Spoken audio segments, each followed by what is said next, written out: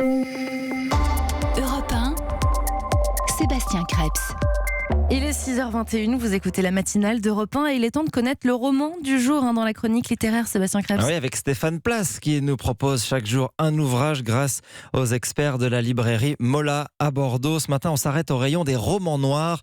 Un récit magnifiquement écrit, intense, d'un écrivain qui s'est affirmé ces dernières années dans un style qui lui est propre. Franck Bouys signe Né d'aucune femme. Stéphane Place. Pendant longtemps, Franck Bouys a noirci des cahiers écrivant des nouvelles, des histoires que ce prof de biologie rédigeait tout simplement parce que l'écriture et la lecture occupent une place majeure dans sa vie depuis l'enfance. Et puis, heureusement, en 2014, la Manufacture des livres, un éditeur, a publié Grossir le ciel. Premier succès, vraie reconnaissance d'une plume exigeante, celle d'un auteur qui signera ensuite Plateau et Glaise, que vous avez peut-être lu, et aujourd'hui, Né d'aucune femme, son dernier roman.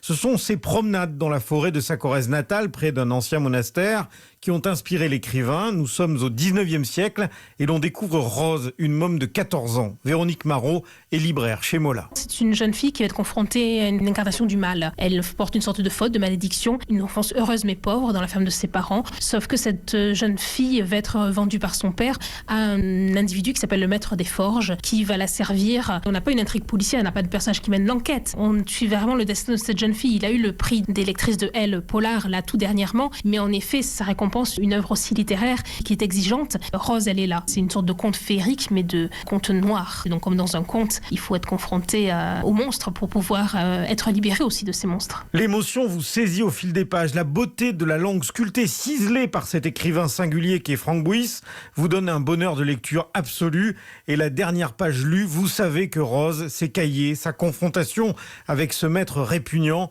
eh bien, vous ne l'oublierez pas de sitôt. Depuis quelques livres, je creuse la figure du mal absolu, du mal avec un E même, de l'ogre. Il se trouve que ça fait émerger de plus en plus la féminité dans mes livres. C'est pas un livre féministe, mais il y a cette image de la féminité que je ressens plus fort que tout, quoi. Ça a émergé déjà dans Plateau, puis dans Glaise, et là, cette gamine est d'une force incroyable. Et il y a toujours cette idée aussi de la rédemption par l'art qui apparaît. Et là, en fait, ce sont les mots. Elle va apprivoiser les mots, puisqu'elle sait à peine lire et écrire, et petit à petit, elle va comme ça s'inventer un lexique, un langage à elle pour raconter son histoire. C'est pas difficile de me fondre dans le personnage. J'ai l'impression que jusqu'à présent, j'avais écrit avec ma main droite, avec des personnages peut-être plus classiques. Et là, cette gamine, la faire parler avec ses armes à elle, j'ai l'impression que elle m'a appris à écrire de la main gauche, en fait, avec ses armes à elle. C'est elle qui a pris possession de moi. Comme à peu près tous les personnages, ça se passe à peu près toujours de la même façon. Certains passages de ce livre sont tellement bien écrits que vous vous surprendrez à les lire à haute voix, juste pour le bonheur d'entendre